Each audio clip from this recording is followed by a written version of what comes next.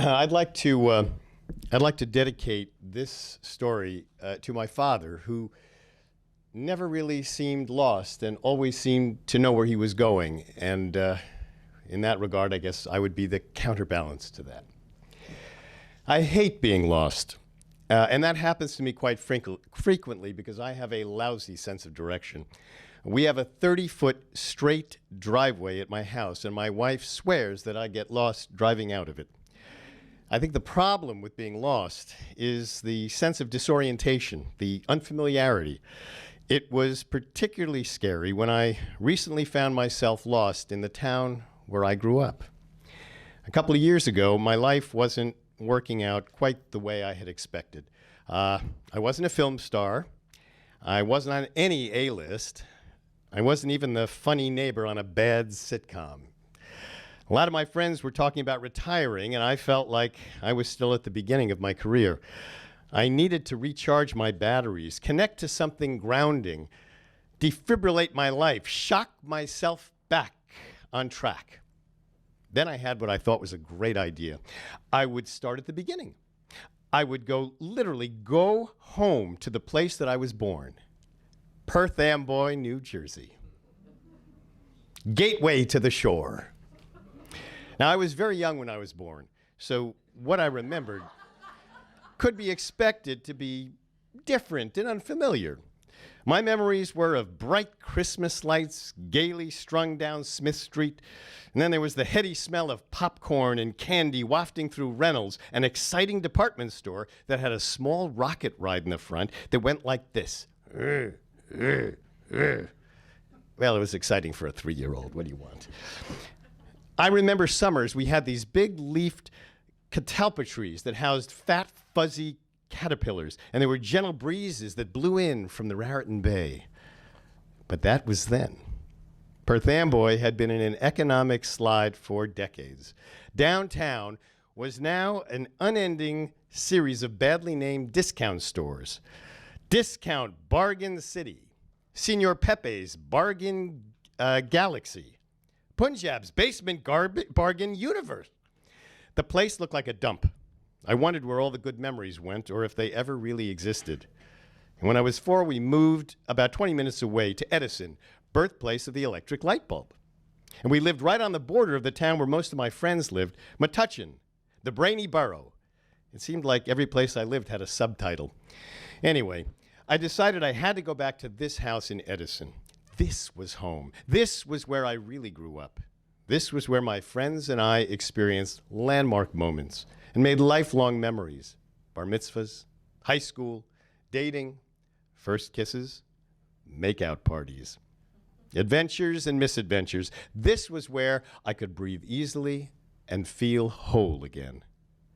There were so many memorable moments. I remember I loved the crunch of autumn leaves, the bite and the beauty of snowy winters, the unmistakable smell of crayons that fell into the vent of one of my best friend's cars and melted every time we put the heater on.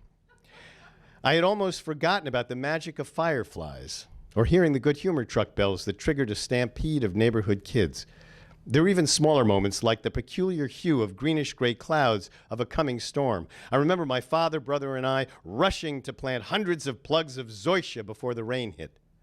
Zoysia is a creeping grass that resists grubs. And I remember the distinct smell of the nitrogen-rich air after the rain. Growing up and walking the streets of my town gave me confidence. I owned those streets.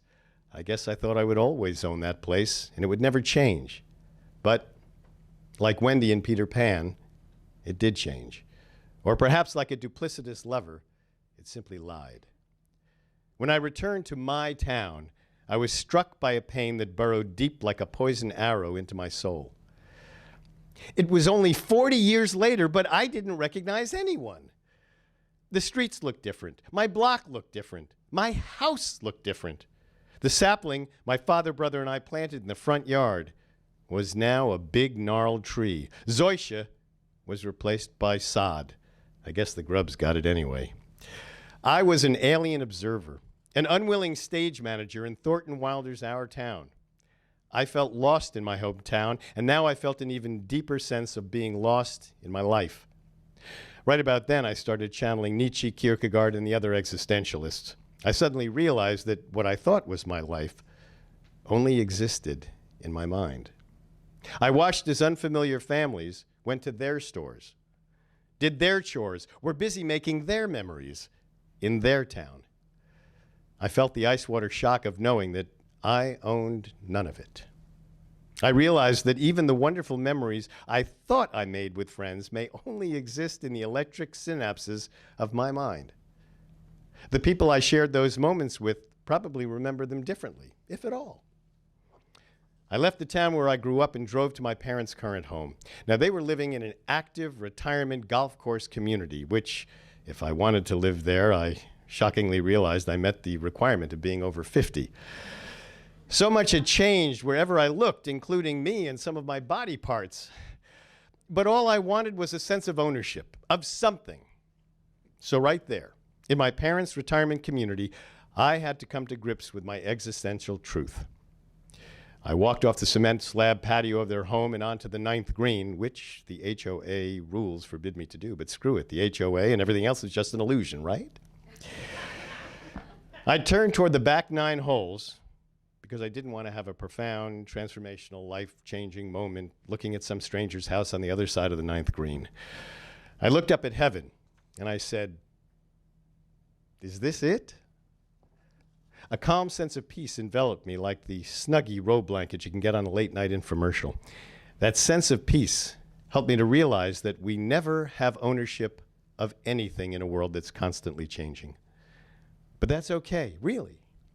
So maybe it's a little disturbing when you finally realize that we come into this life alone, we live it alone, and we leave it alone.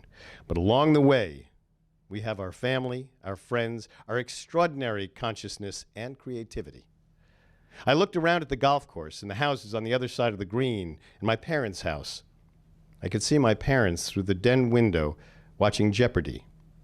That was their routine. It made them feel safe, in control.